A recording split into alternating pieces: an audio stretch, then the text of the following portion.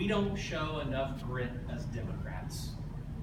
No, true. I'm tired of standing on the sidelines while my conservative Republican friends talk about those liberal Democrats. Nancy Pelosi. Okay, Nancy Pelosi doesn't represent me. She's a California Democrat. That's clearly different than Ohio Democrat. You got to admit, folks. So we need to show more grit. We need to be able to articulate the issues that are important to us in every generation that I just talked about. Understand the ACA and what it means. Understand immigration and what it means and what it does. Understand all the issues. Be able to articulate those issues and talk intelligently about them. You don't have to yell, you don't have to scream, and you don't have to call names like they do on talk radio on the other side. And maybe above all, never, never, never give up. Famous basketball coach from NC State, Jimmy Valvano, won the national championship. Never give up on what you believe in. Be passionate about those things you believe in, and be articulate and stand up for them. But we can't just be advocates, because I don't want to be part of an organization that advocates only. I want to be part of an organization that actually can change the policies that we're concerned about.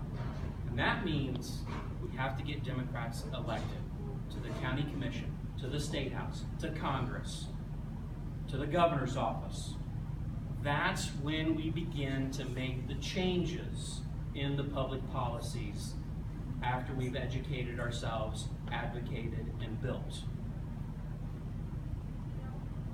We also need to take a more balanced approach to the issues. I think too many times in last year's presidential election, the voter is so enamored by the shiniest, loudest thing dangled in front of us as voters. We can't be that way. We need to take a balanced approach. We need to take a balanced approach to energy. Yes, solar and wind are important. In my home county, Whirlpool, one of our biggest employers, the biggest employer, is putting up 3 windmills to help with energy. We're doing energy efficient studies all over city government in my hometown. But we also still have to rely, unfortunately, on those old fossil fuels, because they also provide a lot of jobs. In my hometown alone, over 200 jobs have been recently created at Union Tank Car, where they retrofit tanker train cars to meet the new federal standards. So it does have jobs implicated in the fossil fuels. We can't give up on them totally, but we need a balanced approach to our energy problems. The same balanced approach we should take towards education. Public school versus private school versus, yes, charter schools. And yes, they do have troubles.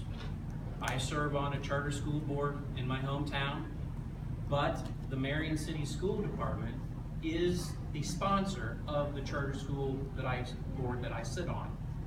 And when those charter schools are sponsored by a public school, they have a far better record than the for-profit people out there who are trying to educate young people in Ohio.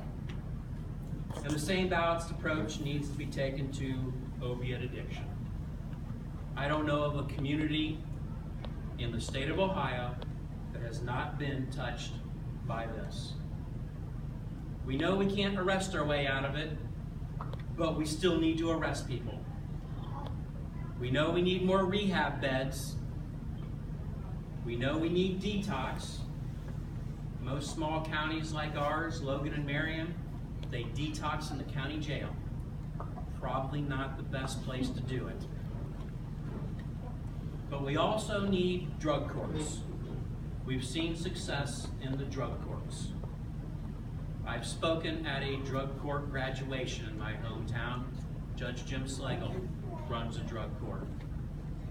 I will grant you, the chances of success are not high. It's probably around 25 or 30%. But that's, again, part of that balanced approach to dealing with the problems. Whether it's energy, education, or opiates, you name the problem. Balanced approach.